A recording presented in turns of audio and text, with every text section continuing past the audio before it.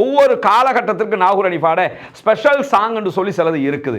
ரமதானுடைய காலத்தை நம்ம எடுத்துக்கிட்டோம்னா, ஒரு நகரில் 7 வயதுடைய ஏழை பாலகன் முழுவதுமாக இஸ்லாத்தினுடைய கருத்துக்களை குழி தோண்டி புதைக்கிற பாடல் என்பதை நாம் புரிந்து கொள்ள வேண்டும். ஒரு நாள் மதீனா நகர்தனிலே மஸ்ஜித் நபவியிலே. இந்த செய்தி இஸ்லாமிய வரலாற்றிலே எந்த விதமான ஆதாரபூர்வமான செய்தியாகவும் பதிவு செய்யப்பட்ட ஒரு செய்தி கிடையாது. அதே மாதிரி தான் நபிகள் நாயகம் ஸல்லல்லாஹு அலைஹி வஸல்லம் மரணத்துக்கு பிறகு பிலால் ரலியல்லாஹு அன்ஹு தொடர்பான ஒரு செய்தி என்று சொல்லி, பெரியார் பிலாலின் தியாக வாழ்க்கை கூறுவேனிதோ. தெருவுல எல்லாம் பித்தன் மாதிரி பைத்தியக்காரன் மாதிரி அவர் திரிஞ்சாரு. முகமது நபி எங்க, முகமது நபி எங்க. ஒரு நபி தோழர் இப்படி திரியவும் இல்லை, அவர்கள் திரிகிறவர்கள் அல்ல. மரணத்தை யாராலும் வெல்ல முடியாது, நபிகள் நாயகமே மரணித்து விட்டார்கள், நபி தோழர்களே மரணித்து விட்டார்கள் என்று பாடிய அதே நாவினால், அல்லாஹ்வின் அருட்சுடராம் அண்ணல் தாஹா நபி எங்கே, அஞ்சாத வீரம் கொண்ட ஆண்மை அலி யார் எங்கே, எல்லோரும் போற்றுகின்ற ஆண்மை ஃபாத்திமா எங்கே, நமனை விரட்டுவதற்கு மருந்தொன்று விக்குது நாகூர் தர்காவிலே என்று பாடியிருப்பார். நமன்னா யமன், யமனை உயிரெடுக்கக்கூடிய மலக்குள் மௌத்த விரட்டக்கூடிய மருந்தே நாகூர் தர்காவில் இருக்குது அப்படிம்பாரு.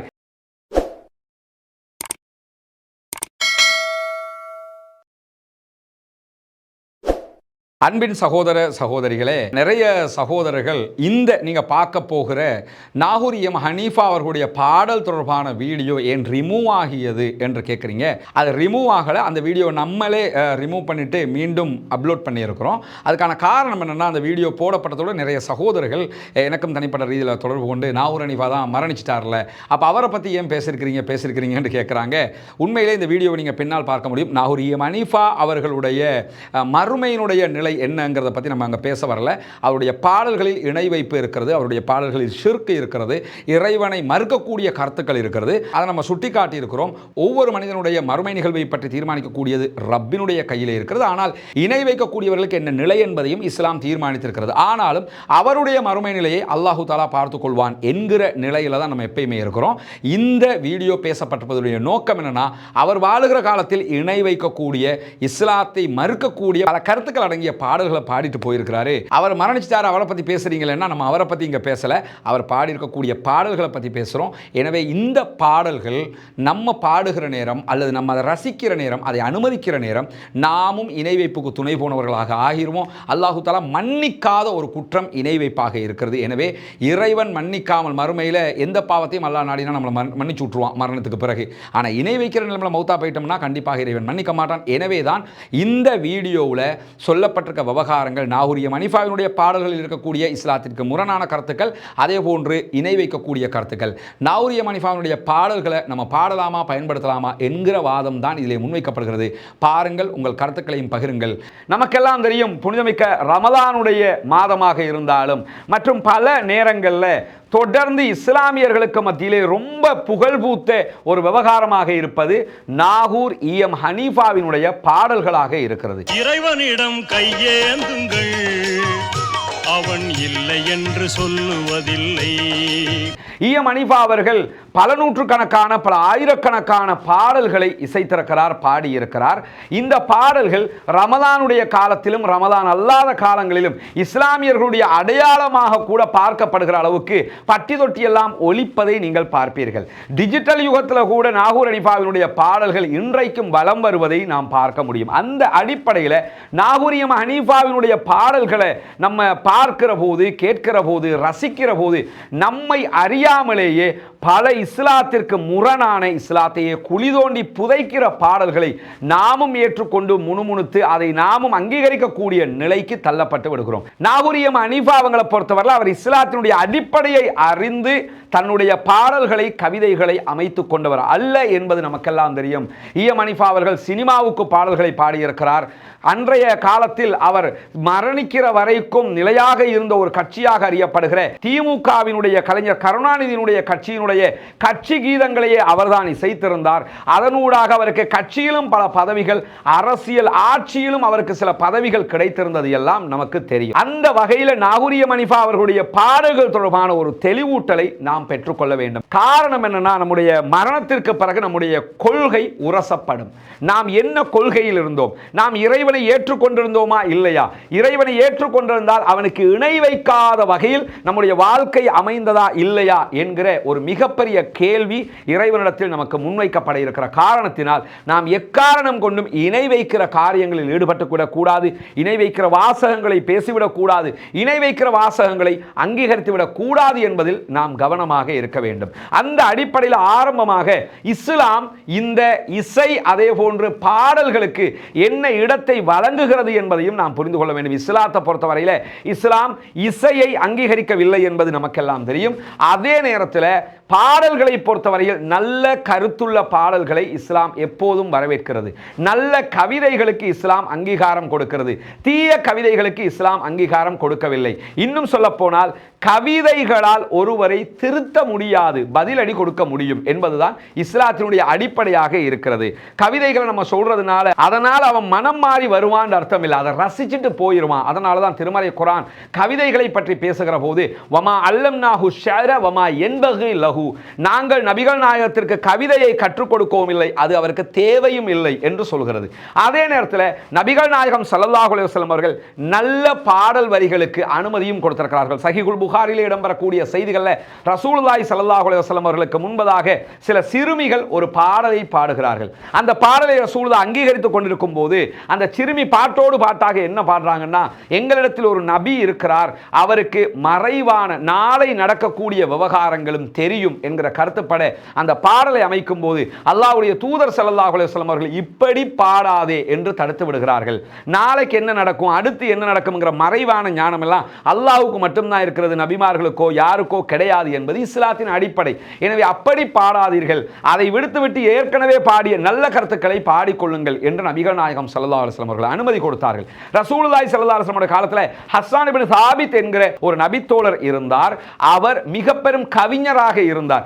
இந்த கவிஞர் எதிரிகளுக்கு பதிலடி கொடுப்பது, கவிதையில் வந்து ரசூலுல்லாஹ்விடத்தில் அல்லாஹ்வுடைய தூதரிடத்தில் யாராவது ஏதாவது சொன்னாங்கன்னு சொன்னா அந்த கவிதைக்கு பதிலடி கொடுப்பதற்கு அல்லாஹ்வுடைய தூதர் ஸல்லல்லாஹு அலைஹி வஸல்லம் அவர்கள் ஹஸ்ஸான் இப்னு சாபித் ரலியல்லாஹு அன்ஹு அவர்களை வைத்துக் கொண்டிருந்தார்கள் என்கிற வரலாற்று செய்திகளை சஹீஹுல் புகாரி, முஸ்லிம் உள்ளிட்ட பல ஹதீஸ் கிரந்தங்களை நம்ம பார்க்க முடியும். எனவே நல்ல கருத்துக்கள் அடங்கிய கவிதைகளை இஸ்லாம் மறுக்கவில்லை, மறுதளிக்கவில்லை, ஏற்றுக்கொள்கிறது. தீய கருத்துக்கள், இணை வைக்கிற வாசகங்கள், இஸ்லாத்தை குளிதோண்டி புதைக்கிற வாசகங்களை கொண்ட கருத்துக்களை ஒருபோதும் இஸ்லாம் ஏற்றுக்கொள்ளவில்லை என்கிற அடிப்படையை ஆரம்பமாக புரிந்து கொண்டு நாகூரியம் ஹனீஃபா அவர்களுடைய பட்டி தொட்டி எல்லாம் ஒலிக்கக்கூடிய சில பாடல்கள் தொடர்பான வரிகளை நம்ம புரிஞ்சு கொள்ள வேண்டியிருக்கு. உதாரணமாக இந்த புனிதமிக்க ரமலானுடைய காலம், ஒவ்வொரு காலகட்டத்திற்கு நாகூர் ஹனீஃபாட ஸ்பெஷல் சாங் என்று சொல்லி சிலது இருக்குது. ரமலானுடைய காலத்தை நம்ம எடுத்துக்கிட்டோம்னா எப்பொழுதும் ஈவினிங் நோன்பு திறக்கிறதுக்கு முன்னாடி ஒலிக்கக்கூடிய ஒரு பாடலாக இன்றும் இலங்கை வானொலி முஸ்லிம் சேவையில் பயன்படுத்தப்படக்கூடிய ஒரு பாடலாக இருக்கிற ஒன்றுதான் ஒரு நகரில் 7 வயதுடைய ஏழை பாலகன் என்கிற வாசகத்தோடு ஆரம்பிக்கிற ஒரு பாடல். ஒரு நகரில் 7 வயதுடைய ஏழை பாலகன் ஓயாது எண்ணி நான் மனதில் நோன்பை எண்ணினும் உபவாச நன்மை சொல்லுவேன் கேட்பீரோ மாந்தரே என்று ஒரு ஆரம்பத்தில் சில வரிகளை சொல்லிவிட்டு நாகூரியம் ஹனீஃபா அவங்க ஒரு பாடலை ஆரம்பிப்பாரு. அந்த பாடல் என்ன கருத்தை சொல்லும்னா, ஒரு நகரம், அந்த நகரத்திலே ஒரு சிறுவன் இருந்தான். அவன் நோன்பு பிடிப்பதற்கு ஆசைப்பட்டு கொண்டிருந்தான். ஆனால் அவன் சிறுவனாக இருப்பதால் அவனுடைய தாய் அவனை நோன்புக்காக எழுப்பாமல், சகருக்கு எழுப்பாமல் விட்டுறாங்க. அடுத்த நாள் அவன் எழும்பி பட்டினி நோன்பாக இருக்கிறான். பட்டினி நோன்புல இருக்கும்போது நோன்பு திறக்கிற நேரம் நெருங்குகிற போது அவன் பட்டினி தாங்காமல் மரணித்து விடுகிறான் என்றும், மரணித்ததற்கு பிறகு தாய் அழுது கொண்டிருக்கும் போது அந்த வழியாக வந்த ஒரு நல்ல மனிதர் ஊடாக அவன் மீண்டும் உயிர் பெறுகிறான் என்கிற கருத்தும் தான் இந்த பாடலில் பதிவு செய்யப்பட்டிருக்கிறது. நீயே எழுவாய் என்று சாது கூறினாரதே, நிமிஷத்திலே எழுந்து சிறுவன் இறையை வணங்கினான், நிமிஷத்திலே எழுந்து சிறுவன் இறையை வணங்கினான். பரவாயில்லை, எவ்வளவு சூப்பரான பாட்டுன்னு நம்ம நினைப்போம். ஆனா ஒரு நகரில் 7 வயதுடைய ஏழை பாலகன் என்று ஆரம்பிக்கிற இந்த பாடல் முழுவதுமாக இஸ்லாத்தினுடைய கருத்துக்களை குழி தோண்டி புதைக்கிற பாடல் என்பதை நாம் புரிந்து கொள்ள வேண்டும். ஏன்னா இப்படி ஒரு சம்பவம் உலகத்தில் நடக்கவே இல்லை, எந்த ஹதீஸ் கிரந்தங்களையும் கிடையாது, இப்படி ஒரு சம்பவத்திற்கு எந்த ஆதாரமும் கிடையாது என்பது முதல் விவகாரம். இரண்டாவது விவகாரம், மரணித்து விட்ட ஒருவரை உயிர்ப்பிக்கிற ஆற்றல் இறைவனை தவிர யாருக்குமே கிடையாது. அல்லாஹு தஆலா அற்புதங்களை நிகழ்த்துவதற்காக, தான் இறைவன் என்பதை நிரூபிப்பதற்காக சில நபிமார்களுக்கு அந்த அற்புதங்களாக ஒரு சில நிமிடங்களில் கொடுத்த சில விவகாரங்களை தவிர்த்து எந்த ஒரு சந்தர்ப்பத்திலும் இப்படியான ஆற்றல் யாருக்கும் வழங்கப்படவில்லை. அந்த ஆற்றல் இறைவனுக்குரிய ஆற்றல் என்று இருக்கும்போது இந்த பாடல் ஒரு சிறுவனை எவரோ ஒருவர் வந்து உயிர்ப்பித்தார் என்றும் அந்த சிறுவன் நோன்பு நோற்றிருந்தான் என்றும் பாடக்கூடிய பாடல் இஸ்லாத்தை முற்றுமுழுதாக குழி தோண்டி புதைக்கக்கூடிய ஒரு பாடல். எனவே இது இஸ்லாத்திற்கு சம்பந்தம் இல்லாதது, இப்படி ஒரு வரலாறு உலகத்தில் நடக்கவில்லை என்பதையும் நாம் புரிந்து கொள்ள வேண்டும். அதே மாதிரி நாகூர் ஹனீஃபாவினுடைய பாடல்கள்ல இன்னொரு பிரபலமான பாடல் என்னன்னு கேட்டா, ஒரு நாள் மதீனா நகர்தனிலே ஓங்கும் மஸ்ஜிது நபவியிலே, ஒரு நாள் மதீனா நகர்தனிலே ஓங்கும் மஸ்ஜிது நபவியிலே என்று சொல்லி ஒரு பாடலை படிப்பார். உக்காஷா என்கிற ஒரு நபித்தோரோடு தொடர்பட்ட ஒரு பாடலாக அந்த பாடலை அமைத்திருப்பார். நபிகள் நாயகம் ஸல்லல்லாஹு அலைஹி வஸல்லம் மரணம் நெருங்குகிறதாம். நெருங்குகிற போது ரசூலுல்லாஹி ஸல்லல்லாஹு அலைஹி வஸல்லம் அவர்கள் நபித்தோர்களிடத்தில் நான் ஏதாவது பிழை செஞ்சிருக்கேனா, பிழை செஞ்சா என்ன மன்னிச்சுக்கிறங்க என்று சொல்லும்போது, ஆமா நபி அவர்களே, எனக்கு ஒரு பிழை செஞ்சிருக்கிறீங்க. நான் ஒரு ஒட்டகத்தில் நீங்க மேலே இருந்துகிட்டு வந்தீங்க, நான் கீழே போய்கிட்டு இருந்தேன். போகும்போது நீங்க ஒட்டகத்தை சாட்டையால் அடிக்கும் போது அந்த சாட்டை எண்ணில் பட்டு எனக்கு ஒரு காயம் ஏற்பட்டு விட்டது. எனவே அதே போன்ற ஒரு பதிலடியை நான் உங்களுக்கு தர வேண்டும் என்று உக்காஷா அவர்கள் சொன்னதாகவும், அதற்கு பதிலடி தருவதற்கு தயார், வாங்கிக் கொள்கிறேன் என்று முகமது நபி தயாராகும் போது அதே சாட்டை தான் எனக்கு வேண்டும் என்று முகமது நபியிடத்தில் உக்காஷா ரலியல்லாஹு அன்ஹு அவர்கள் கேட்டதாகவும், உடனே பிலால் ரலியல்லாஹு அன்ஹு அவர்கள் நபிகள் நாயகம் அவருடைய வீட்டுக்கு சென்று அதை எடுத்து வந்ததாகவும் அந்த பாடலிலே இடம்பெறக்கூடிய செய்திகளை நீங்க பார்க்க முடியும். பிலால் ரலியல்லாஹு அன்ஹு வீட்டுக்கு போவாங்க, அங்க ஃபாத்திமா ரலியல்லாஹு அன்ஹா இருப்பாங்க, நபிக்கு பதிலாக அந்த சாட்டை அடியை நான் வாங்கிக் கொள்றேன் என்று சொல்லி ஃபாத்திமா ரலியல்லாஹு அன்ஹா சொல்லுவாங்க என்கிற செய்திகள் எல்லாம் பதிவு செய்யப்பட்டிருக்கும். இந்த செய்தி இஸ்லாமிய வரலாற்றிலே எந்த விதமான ஆதாரபூர்வமான செய்தியாகவும் பதிவு செய்யப்பட்ட ஒரு செய்தி கிடையாது. இது போன்ற ஒரு செய்தி தபரானியினுடைய முஅஜமல் கபீர் என்கிற கிதாபில் ஒரு செய்தியாக பதிவு செய்யப்பட்டிருக்கிறது. ஆனால் அது பலவீனமான செய்தி, எந்த ஆதாரபூர்வமான ஒரு நபிமொழியும் கிடையாது. இந்த செய்தியிலே இடம்பெறக்கூடிய இத்ரீஸ் இப்னு சினான் என்கிற அறிவிப்பாளர் பொய்யர், இட்டுக்கட்டக்கூடியவர் என்று சொல்லி ஹதீஸ்களை வல்லுநர்கள் சொல்லியிருக்கக்கூடிய செய்திகளை எல்லாம் நம்ம பார்க்க முடியும். எனவே இப்படி உக்காஷா ரலியல்லாஹு அன்ஹு சம்பந்தப்பட்ட ஒரு சம்பவம் நடைபெறவில்லை. இப்படி நடைபெற்றதாக நாகூர் ஹனீஃபா அவர்கள் ஒரு நாள் மதீனா நகர்தனிலே ஓங்கும் மஸ்ஜிது நபவியிலே என்று சொல்லி ஓங்கி ஒலித்து ராகம் எடுத்து இன்பமாக பாடக்கூடிய இந்த வரிகள் இஸ்லாமிய வரலாற்றில் நடக்காத ஒரு பொய்யான சம்பவம். எனவே இவற்றையும் உண்மை என்று நாம் நம்பக்கூடாது என்பதையும் நாம் புரிந்து கொள்ள கடமைப்பட்டிருக்கிறோம். அதே மாதிரி தான் நபிகள் நாயகம் ஸல்லல்லாஹு அலைஹி வஸல்லம் மரணத்துக்கு பிறகு பிலால் ரலியல்லாஹு அன்ஹு தொடர்பான ஒரு செய்தி என்று சொல்லி நாகூர் ஹனீஃபா அவர்கள் பாடியிருக்கக்கூடிய பாடல் மிக பிரபலமானது. பிலால் ரலியல்லாஹு அன்ஹு தொடர்பான ஒரு பாடல். பெரியார் பிலாலின் தியாக வாழ்க்கை கூறுவேனிதோ, பெரியார் பிலாலின் தியாக வாழ்க்கை என்று ஆரம்பிக்கக்கூடிய அந்த பாடலும் இஸ்லாமிய வரலாற்றிலே நடக்காத ஒரு சம்பவத்தை ராகம் எடுத்து பொய்யாக இட்டுக்கட்டப்பட்ட செய்திகளை எடுத்து நாகூர் ஹனீஃபா அவர்கள் பாடியிருக்கிறார்கள் என்பதுதான் யதார்த்தமான உண்மை. இன்னும் சொல்ல போனால் நபிகள் நாயகம் ஸல்லல்லாஹு அலைஹி வஸல்லம் மரணத்திற்கு பிறகு நடந்ததாகத்தான் இந்த சம்பவம் சொல்லப்படுகிறது.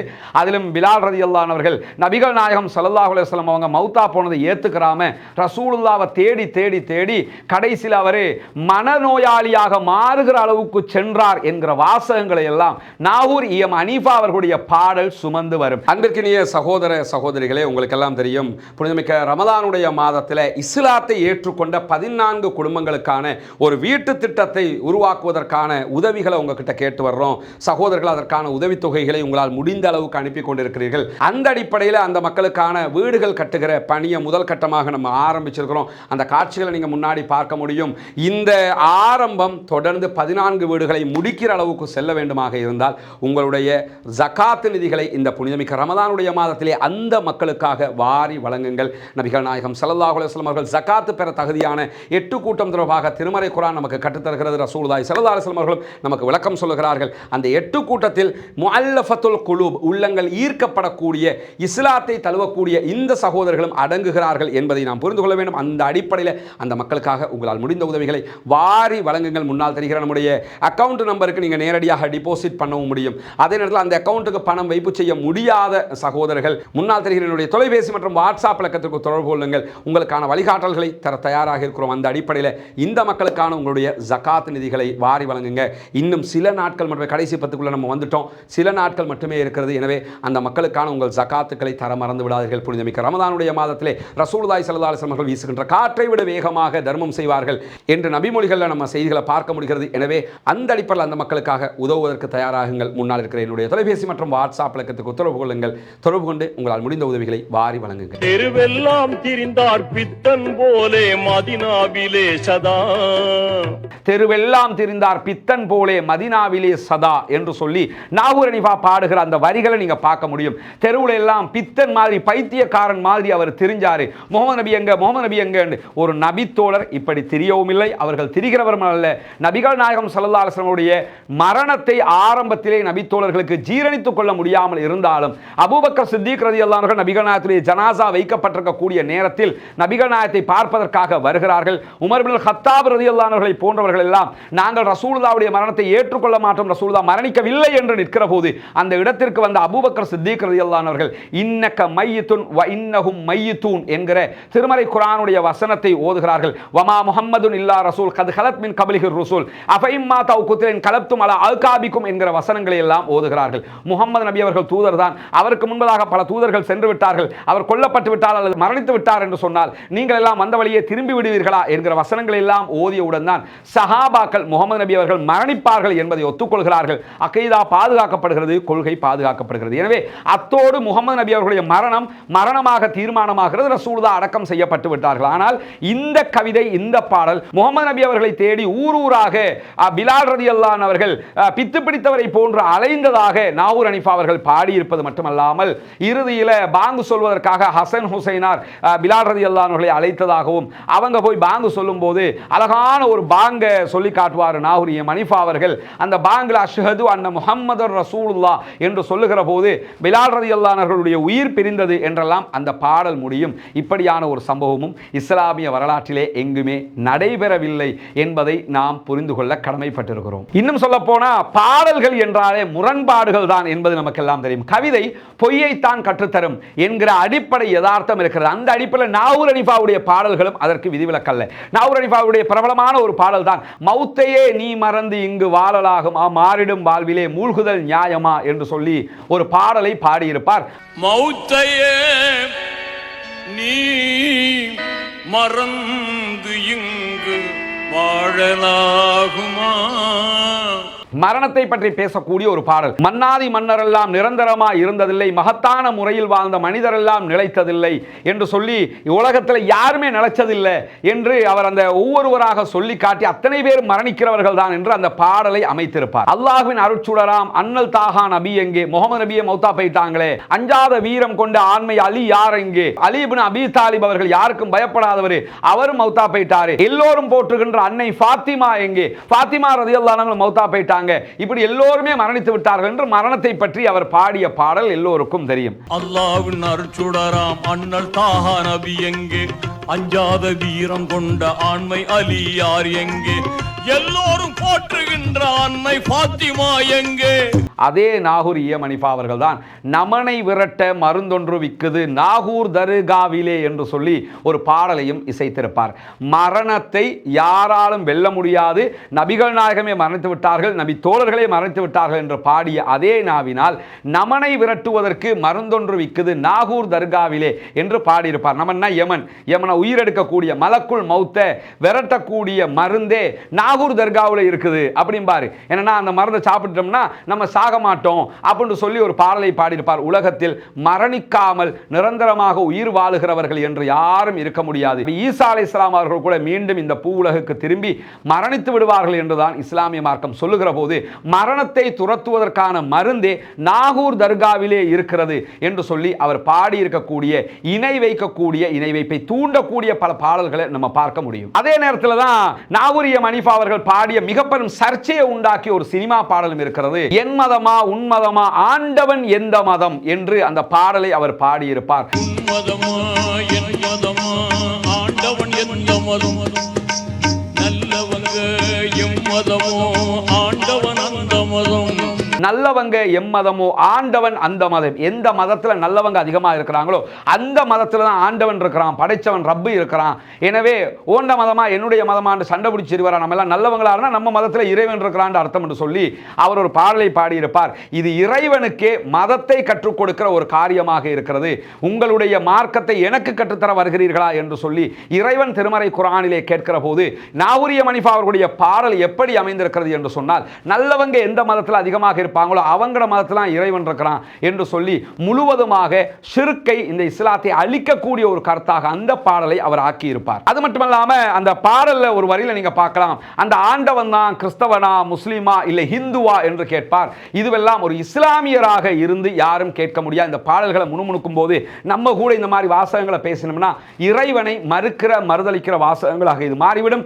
அல்லாஹ் பாதுகாக்க வேண்டும். இப்படியான பாடல்களை நாம் படிக்கவும் கூடாது, முணுமுணுக்கவும் கூடாது என்பதை புரிந்து கொள்ள வேண்டும். இறைவனிடம் கையேந்துங்கள், அவன் இல்லை என்று சொல்லுவதில்லை என்று அழகான வரிகளை பாடிய அதே நாகூர் ஹனீஃபா அவர்கள் தான் அடியார்க்கு அருள் செய்யும் அம்மா, அழகான கடலோரம் வாழ்கின்ற பீமா என்று சொல்லி ஒரு பெண்ணை பற்றி பாடியிருப்பார்கள். இறைவன் தான் கையேந்தனு, அவன் தான் நமக்கு எல்லாம் தருகிறான் என்று சொல்லி ஒரு பாடலிலையும் அடியாருக்கு அருள் செய்கிறார் அம்மா, அம்மாட்ட போய் கையேந்துங்க என்று சொல்லி இன்னொரு பாடலிலும் அவர் பாடியிருக்கக்கூடிய காட்சிகளையும் பார்க்க முடியும். இதுவெல்லாம் நேருக்கு நேர் முரணான ஷிர்க்கை, இணை வைப்பை கற்றுத்தரக்கூடிய பாடல்களாக இருக்கிறது. பகுதாது நகர்வாலும் தீரா நபி, தரை மீதில் தவம் ஏந்தி யா தஸ்தகீர் அப்படிம்பாரு. அப்துல் காதர் ஜீலானிக்கு ஒரு தஸ்தகீர் என்கிற ஒரு பேரை சொல்லுவாங்க பல பேரும். அந்த பேரை எதுக்காக சொல்றாங்கன்னா, அப்துல் காதர் ஜீலானி அவங்களும் அல்லாஹு தாலாவும் ஒரு பயணம் போய்கிட்டு இருந்தாங்களாம். அல்லாஹு தாலா திடீர்னு வலிக்கு ஆத்துக்குள்ள விழும்போது அப்துல் காதர் ஜீலானி அவங்க பாஞ்சி அல்லாஹ்வை பிடிச்சிட்டாங்களாம். பிடிச்சு முடி அல்லாஹ் என்ன சொன்னானா, யா தஸ்தகீரே, என்ன நீங்க பாதுகாத்துட்டீங்களே என்று அல்லாஹு தாலா சொன்னான். எனவே அல்லாஹ்வையே கரம் கொடுத்து பாதுகாத்தவர் தான் அப்துல் காதர் ஜீலானி. அதனால் அல்லாஹ் வைத்த பெயர் தான் யா தஸ்தகீர் என்று சொல்லி எழுதி வைத்திருப்பார்கள். அல்லாஹ் தான் நம்மை எல்லாம் பாதுகாக்கிறான், அல்லாஹ் தான் அப்துல் காதர் ஜீலானி ரஹிமஹுல்லா அவர்களையும் படைத்திருக்கிறான் எனும்போது அல்லாஹு தாலா ஆத்துக்குள்ள வலிக்கு விழுந்த அல்லாஹ்வை வந்து அப்துல் காதர் ஜீலானி கைபிடிச்சு காப்பாற்றி விட்டாரு, அதனால் அல்லாஹு தாலா என்ன காப்பாற்றிட்டியப்பா என்று சொன்னான் என்று சொல்லுவது எந்த வகை நியாயம், எந்த வகை இஸ்லாம்? இப்படி ஒரு சம்பவம் இஸ்லாத்திலே நடந்திருக்குமா? இஸ்லாம் கூறுகிற இறை தத்துவத்தையே தூக்கி கடாசி வீசுகிற ஒரு கருத்தா இல்லையா? அந்த கருத்தை இந்த பாடல் சுமந்து வந்திருப்பதை நம்ம பார்க்க முடியும். பகுதாது நகர்வாலும் தீரா நபி, தரை மீதில் தவம் ஏந்தி யா தஸ்தகீர், என்னை கரம் பிடித்து பாதுகாத்தவரே என்று இறைவன் சொன்ன அப்துல் காதர் ஜீலானியை பற்றி பாடுகிறேன் என்று சொல்லித்தான் நாகூர் ஹனீஃபா அவர்கள் இந்த பாடலை அமைத்திருப்பது மட்டுமல்லாமல் அந்த பாடலில் நிறைய இணை வைக்கிற கருத்துக்களை நம்ம பார்க்க முடியும். மாண்டவர் கூட மறுபடி எழுவார் மன்னவர் நீங்கள் நினைத்தால், வேண்டியதெல்லாம் பெறுவோம் நாங்கள் வல்லலை எண்ணி துதித்தால், ஏற்றம் கூடும் ஏழ்மை நீங்கும் ஏந்தல் கருணை பொழிந்தால், எஜமான் நெஞ்சம் எப்படி தாங்கும் ஏழை கண்கள் வடிந்தால் என்று சொல்லி அவர் அந்த பாட்டை எதுகை மோனையோட அமைச்சிருப்பாரு. ஆனால் அந்த பாட்டினுடைய கருத்தை நீங்க பார்த்தீங்கன்னா முற்றுமுழுதாக இஸ்லாத்தை புறக்கணிக்கக்கூடிய ஒரு கருத்தாக அது அமைந்திருக்கும். அந்த கருத்து தான் மாண்டவர் கூட மறுபடி எழுவார் மன்னவர் நீங்கள் நினைத்தால் என்று ஆரம்பிக்கும். மரணிச்சவர் கூட அப்துல் காதர் ஜீலானி நினைச்சிட்டாங்கன்னு சொன்னா திரும்ப உயிரோட வந்துருவார் என்று பாடியிருப்பார். உலகத்திலே யாருக்கும் இறைவன் கொடுக்காத ஒரு அதிகாரத்தை பற்றி பேசுகிறார். இறைவனையே கீழ்நிலையில் வைக்கக்கூடிய ஒரு பாடலாக இந்த பாடல் அமைந்திருக்கிறது. எனவே இப்படி ஏகப்பட்ட பாடலை நாகூர் ஹனீஃபா அவர்களுடைய வரலாற்றில் நம்ம பார்க்க முடியும். நாகூர் ஹனீஃபா அவர்கள் இஸ்லாமிய கீதங்கள் என்கிற பெயரில் படித்திருக்கக்கூடிய ஏகப்பட்ட பாடல்கள் இஸ்லாத்தினுடைய கருத்துக்களை மறுதளிக்கக்கூடிய, இஸ்லாத்தினுடைய கருத்துக்களை முற்றுமுழுதாக மறுக்கக்கூடிய பாடல்களாக இருக்கிறது. எனவே ரமலானுடைய காலம் என்று சொல்லிவிட்டு நாகூர் இமாம் ஹனீஃபாவுடைய பாட்டை கேட்போம் என்று சொல்லி இப்படி இஸ்லாத்தையே குழி தோண்டி புதைக்கிற பாடல்களுக்கு நாம் அங்கீகாரம் கொடுக்கக்கூடாது. எனவே இந்த பாடல்கள் சொல்லுகிற கருத்துக்களை ஒரு கணம் நின்று சிந்தித்து பாருங்கள். நான் எடுத்துக்காட்டுக்குத்தான் சில பாடல்களை சொல்லியிருக்கிறேன். ஏகப்பட்ட பாடல்களை இப்படி நாம் பார்க்க முடியும் என்பதையும் புரிந்து கொள்ளுங்கள். அல்லாஹு தாலா நம் அத்தனை பேரையும் நல்ல வழிகளில் ஒன்றிணைப்பானாக. வாஹிர் தஅவானா அல்ஹம்துலில்லாஹி ரப்பில் ஆலமீன்.